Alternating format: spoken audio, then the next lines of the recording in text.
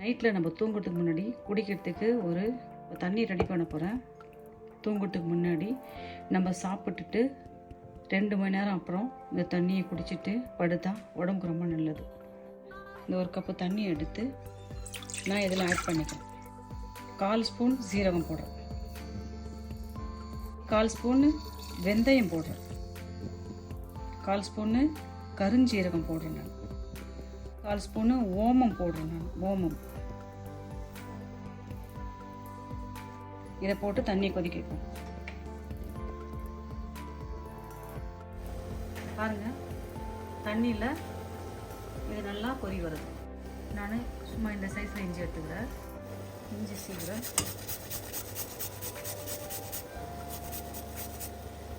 இஞ்சி வந்து உங்களுக்கு காரத்துக்கு ஏற்ற மாரி நான் நிறைய இஞ்சி சேர்த்துக்கலாம். உங்களுக்கு வந்து இஞ்சி வந்து ஒரு சின்ன சைஸ் துண்டு தான் வேணும்னு சொன்னால் இஞ்சி சைஸை குறைச்சிங்க. இதை அப்படியே ஒரு வாட்டி கலக்கி விடணும். இஞ்சி போட்டுட்டு பிறகு ரொம்ப நேரம் கொதி தேவையில்லை. நான் இதில் வடிகட்டிக்கிறேன்.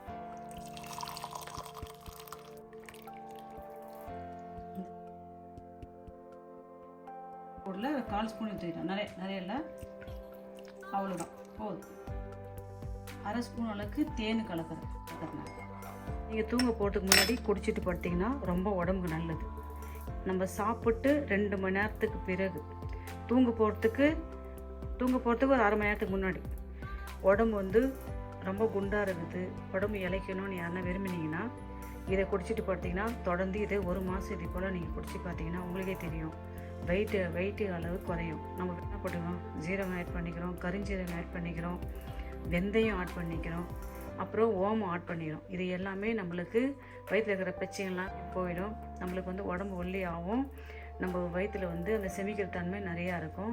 லெமன் ஆட் பண்ணிக்கிறோம், தேன் ஆட் பண்ணிக்கிறோம். இது எல்லாமே ஒரு வீட்டில் செஞ்ச ஒரு மெடிசன் தான் இது.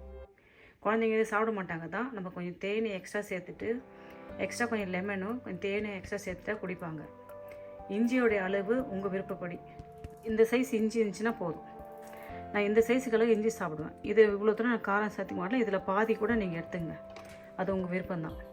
இது சாப்பிட்டிங்கன்னா சளி பிடிக்காது. நெஞ்சு சளி, அந்த நுரையீரலில் சளி கட்டினிருந்தால் அது எல்லாத்தையும் சால்வ் பண்ணும்.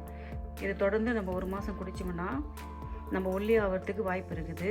பெரியவங்க குடிக்கிற மாரி இருந்தால் இதை கூட கொஞ்சோண்டு மஞ்சள் தூளை நீங்கள் ஒரு சிட்டிக்கு ஆட் பண்ணிவிட்டு மஞ்சள் தூள் போட்டுனா கூட ரொம்ப நல்லது.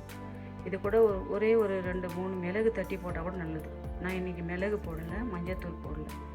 உங்களுக்கு விருப்பம் தான் இல்லை கொஞ்சோண்டு மஞ்சள் தூள் கொஞ்சோண்டு மிளகு போட்டு குடிச்சா ரொம்ப நல்லது. இதை கீழே நான் கொட்ட மாட்டேன். வெந்தயம், சீரகம், கருஞ்சீரகம், ஓமம், இஞ்சி எல்லாம் இருக்குது. இதை அப்படியே கீழே கொட்டாதீங்க. இதுக்கு பதில் நம்ம என்ன பண்ணோம், 1 கிளாஸ் தண்ணி இதில் ஆட் பண்ணி அப்படியே வச்சுருங்க.